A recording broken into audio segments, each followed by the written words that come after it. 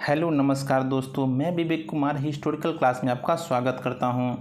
आज का टॉपिक है सभी आंग्ल युद्ध, यानी अंग्रेज़ों द्वारा लड़े गए सभी युद्ध। आमतौर पर देखा गया है कि 80% स्टूडेंट को इस टॉपिक को याद करने में प्रॉब्लम होती है, इसीलिए मैंने सभी आंग्ल युद्ध को बहुत ही आसान तरीके से समझाने का प्रयास किया है।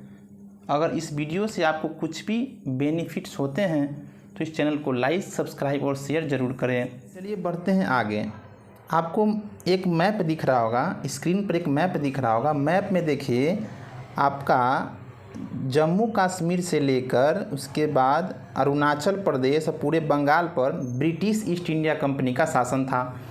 तो ब्रिटिश ईस्ट इंडिया कंपनी क्या सोच रही थी कि साउथ इंडिया में भी व्यापार करने की सोच रही थी, लेकिन अभी जो आप मैप देख रहे हैं इस पे हैदराबाद, आपका कर्नाटक, मैसूर, मराठा, अफ़गान, सिख सब लगभग वहीं पे है। लेकिन एक कर्नाटक देख रहे हैं, अभी जो तमिलनाडु क्षेत्र है, वर्तमान में जो मैप में इंडिया में जो तमिलनाडु है वहाँ पर पहले कर्नाटक था। तो एक कर्नाटक तो स्वाभाविक है, पहले हैदराबाद, फिर कर्नाटक, फिर मैसूर, मराठा, अफ़गान, सिख। पहले वो कर्नाटक युद्ध लड़े, फिर मैसूर युद्ध लड़े, फिर मराठा के साथ लड़े, फिर अफ़गान के साथ लड़े, फिर सिख के साथ लड़े, फिर नेपाल था, फिर बर्मा था। तो लेकिन इसको जब वो साउथ इंडिया में आना चाह रहे थे, लड़ना चाह रहे थे, अब व्यापार करना चाह रहे थे, तो पहले हैदराबाद मिला। तो हैदराबाद का निज़ाम इतना तेज़ था, उसका एक क्षेत्र था उत्तरी सरकार क्षेत्र। देखिए ये उत्तरी सरकार क्षेत्र है, ये देख रहे हैं उत्तरी सरकार क्षेत्र है। तो उत्तरी सरकार क्षेत्र उसने फ्री में अंग्रेज़ को दे दिया, यानी ब्रिटिश ईस्ट इंडिया कंपनी को दे दिया। तो उसने सोचा कि चलो अब हैदराबाद पर हम आक्रमण नहीं करेंगे, फिर अगला रुख मोड़ा कर्नाटक की तरफ। और कर्नाटक में पहले से ही फ्रांस अपना बस्ती बसा के वहाँ व्यापार कर रही थी। तो अंग्रेज़ फ्रांस को हटाना चाह रही थी, क्योंकि ये सोच रहा था कि बस हम इंडिया पर हम अकेले व्यवसाय करें और किसी को नहीं करने दें। इसीलिए यहाँ से वो लड़ने कर्नाटक के पास आई और इसीलिए कर्नाटक युद्ध स्टार्ट हो गया। प्रथम कर्नाटक युद्ध हुआ था 1746 से 47 के बीच। इसमें एक संधि हुई थी, संधि का नाम है एला शापल की संधि। कौन संधि? एला शापल की संधि हुई थी।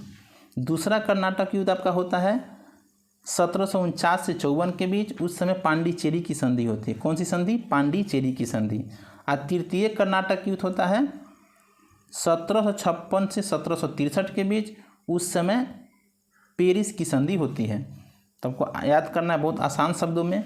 और तृतीय कर्नाटक युद्ध को ही सप्तवर्षीय युद्ध कहते हैं। क्या कहते हैं? इसी को सप्तवर्षीय युद्ध कहते हैं।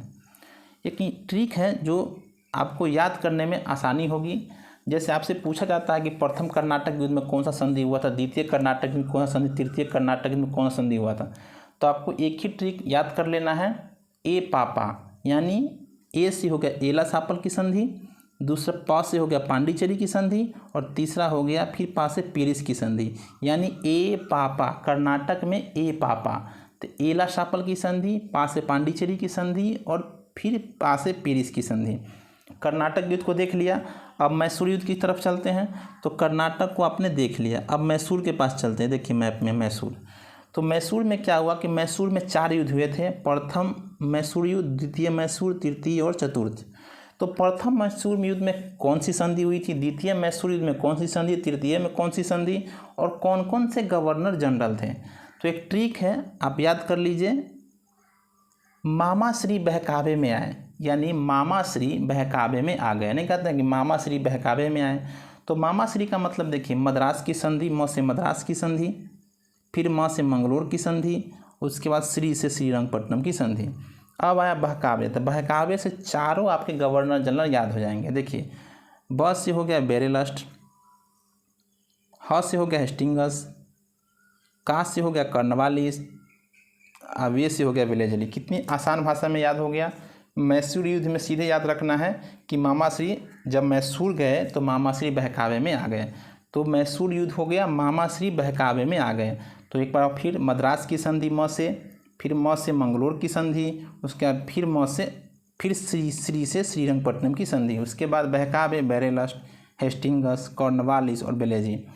तो आप याद कर चुके होइएगा। चलिए बढ़ते हैं। अगला युद्ध आंग्ल मराठा युद्ध। तो कितने आंग्ल मराठा युद्ध हुए? तो औंग्ल 3 मराठा युद्ध हुए, प्रथम औंग्ल मराठा, द्वितीय औंग्ल मराठा और तृतीय औंग्ल मराठा। 3 औंग्ल मराठा युद्ध हुए। कब कब हुए देखिए, पहला हुआ था 1775 से 82, दूसरा 1803 से 1805 और तीसरा हुआ था 1817 से 1818 के बीच। 3 हो गया, 1775 से 82, 1803 से 5 और 1817 से 1818।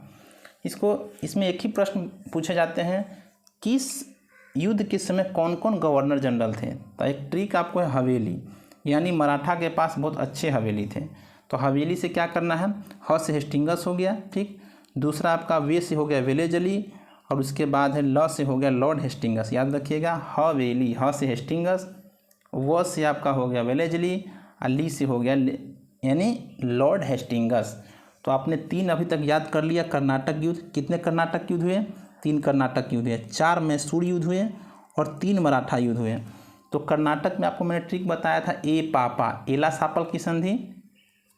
उसके बाद आपको बताया था मैसूर में तो मामा श्री बहकावे में आ गए, ठीक है। उसके बाद फिर मैंने आपको बताया औंग्ल मराठा युद्ध में हवेली। चलिए बढ़ते हैं अब नेक्स्ट युद्ध, नेपाल युद्ध क्या कहता है। तो एक ही नेपाल युद्ध हुआ था।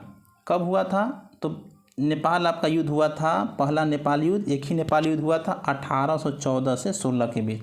सुगौली की संधि उस समय हुई थी और लॉर्ड हेस्टिंगस उस समय गवर्नर जनरल थे। बहुत इंपॉर्टेंट प्रश्न है, कितने नेपाल युद्ध हुए, तो एक नेपाल युद्ध हुए। कब हुए, 1814 से 16। देखिए आप लोग क्रमबद्ध अगर याद कीजिएगा ना तो याद करने में कोई परेशानी नहीं होगी। देखिए मैं आपको बता देना चाहता हूँ कि मैंने आपको जो भी बताया, देखिए पहले हम जानते हैं कैसे कैसे अंग्रेज बढ़े। पहले हैदराबाद पर कब्जा करना चाह रही थी, लेकिन हैदराबाद ने क्या किया, उत्तरी सरकार तट तोहफा में दे दिया। उसके बाद वो कर्नाटक में गई, कर्नाटक से मैसूर में गया, फिर मराठा में, फिर अफ़गान में जाएगा, फिर सिख में जाएंगे, ऐसे ऐसे वो बढ़े। तो मैंने आपको बता दिया। तो नेपाल युद्ध में क्या हुआ कि एक ही नेपाल युद्ध हुआ 1814 से 16 के बीच। उसमें सुगौली की संधि हुई और लॉर्ड हेस्टिंगस उस समय के गवर्नर जनरल। चलिए बढ़ते हैं अफ़गान युद्ध की तरफ। अफ़गान युद्ध में क्या किया गया कि आपने भी कर्नाटक, मैसूर, मराठा पढ़ लिया, अब अफ़गान आए। तो 3 अफ़गान युद्ध हुए, प्रथम, द्वितीय और तृतीय। पहला हुआ था 1839 से 42 के बीच, दूसरा 1878 से 1880 के बीच और तृतीय हुआ था 1919 से 1921 के बीच। द्वितीय औंग्ल अफ़गान युद्ध में एक संधि हुई थी, संधि का नाम है गंडमक की संधि। कौन संधि, गंडमक की संधि। और तृतीय औंग्ल अफ़गान युद्ध हुआ था, उसमें संधि हुई थी रावलपिंडी की संधि। यानी 2 इसमें संधि हुई थी, द्वितीय अफ़गान युद्ध में गंडमक की संधि, तृतीय औंग्ल अफ़गान युद्ध में रावलपिंडी की संधि। कौन कौन से गवर्नर जनरल थे, तो एक ट्रिक है अली चाचा। अली चाचा अफ़गानी है, इस ट्रिक को आपको याद रखना है, ठीक है। अ से हो गया ऑकलैंड, उसके बाद आपका ली से हो गया लीटन और उसके बाद आपका चा से हो गया चेम्सफोर्ड, यानी ऑकलैंड, लीटन और चेम्सफोर्ड। चलिए बढ़ते हैं नेक्स्ट युद्ध, औंग्ल सिख युद्ध। औंग्ल सिख युद्ध क्या बोलते हैं, देखिए कितने औंग्ल सिख युद्ध हुए, 2 औंग्ल सिख युद्ध हुए। तो प्रथम औंग्ल और द्वितीय। तो प्रथम औंग्ल सिख युद्ध आपका हुआ था कब, 1845 से 1846 के बीच। द्वितीय औंग्ल सिख युद्ध हुआ था 1848 से 1849 के बीच। पहला अंग्लो सिख युद्ध में हुआ था लाहौर की संधि। बहुत इंपॉर्टेंट है, आपसे पूछा जाएगा कि प्रथम अंग्लो सिख युद्ध किस संधि से समाप्त हुआ, तो लाहौर की संधि। और उसके बाद जब द्वितीय अंग्लो सिख युद्ध हुआ तब तो पूरा कब्जा अंग्रेज कर ही लिया था, तो उसमें संधि होने की तो कोई बात ही नहीं है। अब इससे प्रश्न पूछे जाएंगे कि प्रथम अंग्लो सिख युद्ध में कौन से गवर्नर जनरल थे, द्वितीय अंग्लो सिख युद्ध में कौन से गवर्नर जनरल थे। एक हार्ड एक ट्रिक है, जैसे बोलचाल की भाषा में कह सकते हैं कि सिख हार्ड होते हैं। सिख कैसे होते हैं, तो सिख हार्ड होते हैं। तो हार्ड आपको याद रखना है। तो हाथ से हो गया हॉर्डिंग और ड से हो गया डलहौजी। तो हार्ड होते हैं, समझ चुके हैं। तो आपने एक चीज़ क्या समझा, देखिए अभी आपने कर्नाटक को समझ लिया, मैसूर को समझ लिया, मराठा को समझ लिया, अफ़गान हो गया, सिख हो गया और नेपाल हो गया। तो लगभग सब औंग्ल सिख युद्ध हो चुके हैं। अब आपको बताते हैं, यही आपको याद क्या करना है कि पहले हैदराबाद, फिर कर्नाटक में आई, फिर मैसूर में गई, ऐसे याद करना है। तो स्वाभाविक है, पहले 1700 से स्टार्ट हुआ, तो 1700 से होते होते होते 1800 तक लास्ट ख़त्म हुआ। तो याद रखना है 1700 से धीरे धीरे ऊपर बढ़ते हुए अफ़गान में जाके ख़त्म हो गया, ऐसे आपको याद रखना है। तो 4 ट्रिक मैंने आपको बताया है, इस 4 ट्रिक को याद कर लीजिए और इतना तो हो गया होगा कि कोई क्वेश्चन आपसे इस चैप्टर से नहीं छूटेंगे। चलिए दोस्तों, अगर आपको ये क्लास अच्छा लगा हो, थोड़ा सा ही बेनिफिट आपको हुआ हो, तो इस चैनल को लाइक, सब्सक्राइब और शेयर करें। जब तक के लिए जय हिंद।